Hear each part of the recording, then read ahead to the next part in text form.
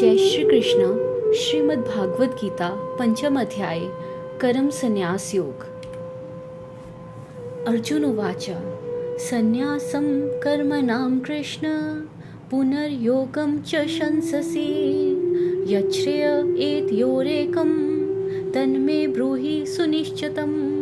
अर्थात अर्जुन ने कहा, हे कृष्ण, आप पहले कर्मों के त्याग यानी कि संन्यास की और फिर कर्मयोग की प्रशंसा करते हैं। इन दोनों में से जो एक मेरे लिए निश्चित रूप से कल्याणकारी हो वह मुझे बताइए। श्री भगवानुवाच संन्यास कर्म योगश्च निःश्रेय सक्रावुभो तयोस्तु कर्म संन्यास आत्मकर्म योगो विशिष्यते।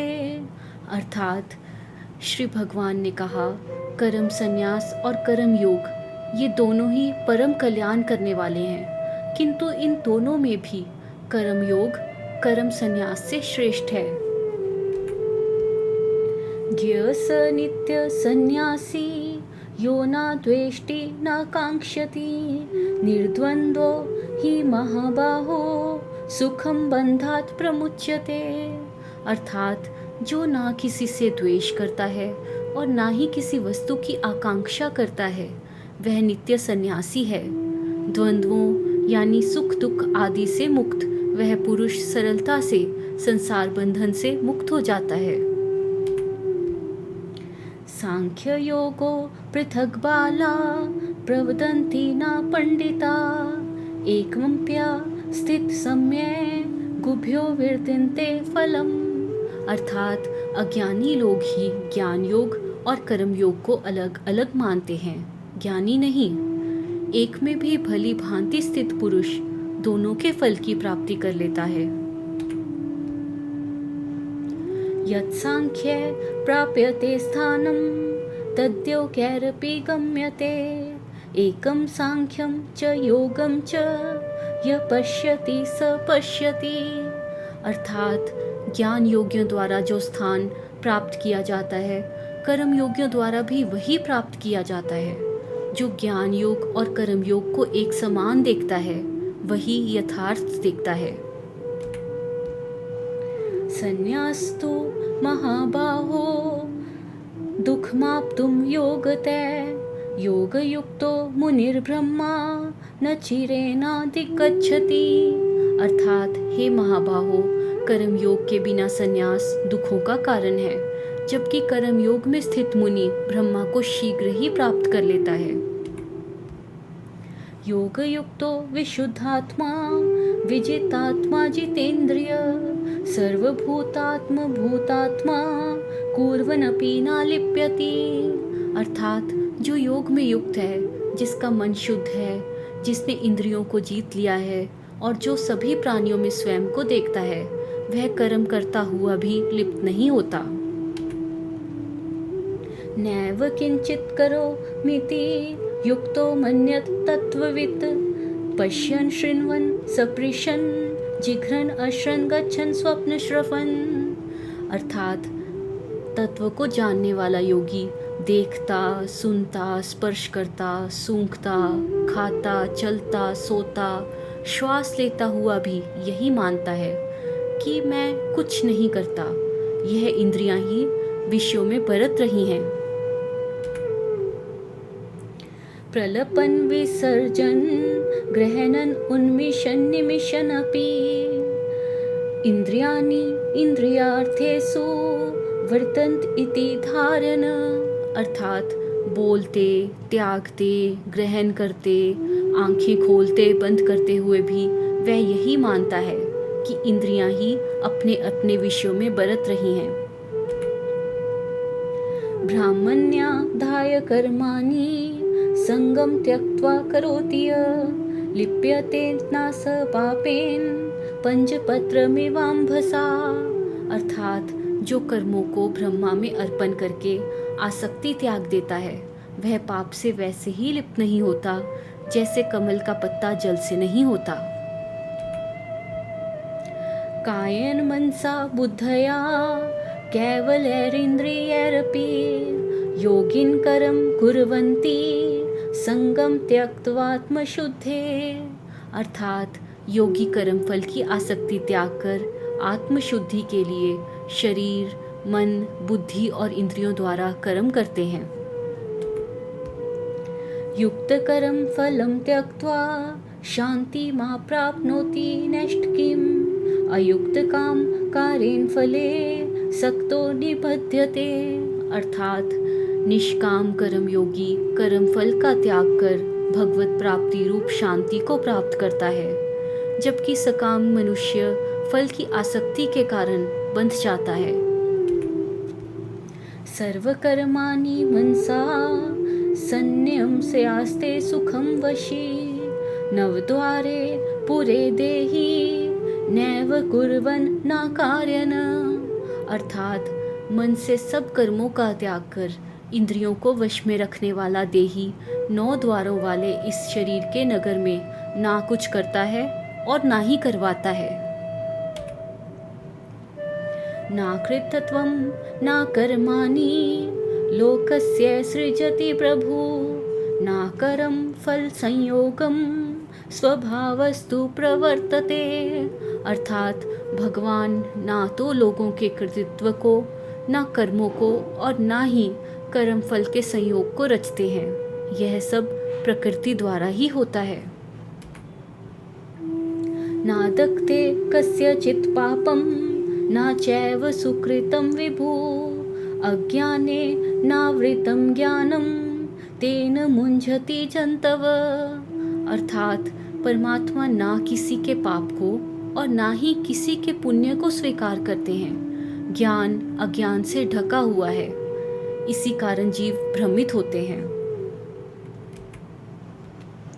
ज्ञानेन्तु तद्ज्ञानम येषां नाशित मात्मन तेषामादित्य वज्ज्ञानम प्रकाशयति तत्परम। अर्थात जिनका वह अज्ञान आत्मज्ञान से नष्ट हो गया है, उनका वह ज्ञान सूर्य के समान परमात्मा को प्रकाशित कर देता है। तब तद्बुद्ध यशस्तदात्मान स्तनिष्ठास्तत्प्रायणा गच्छन्त्य पुनर्वृत्तिं ज्ञान निर्धुत कल्मषा। अर्थात जिनकी बुद्धि उस परमात्मा में स्थित है जो उसी में लीन है और उसी के परायण है, ऐसे ज्ञानी पुरुष पाप से मुक्त होकर अपुनरावृत्ति यानी कि मोक्ष को प्राप्त होते हैं। विद्या विनय संपन्ने ब्राह्मणे कविहस्तिनी शुनि चैव स्वपाके च पंडिता समदर्शिनी। अर्थात ज्ञानी पुरुष विद्या और विनम्रता से युक्त ब्राह्मण, गाय, हाथी, कुत्ते और चांडाल में भी संभाव देखते हैं।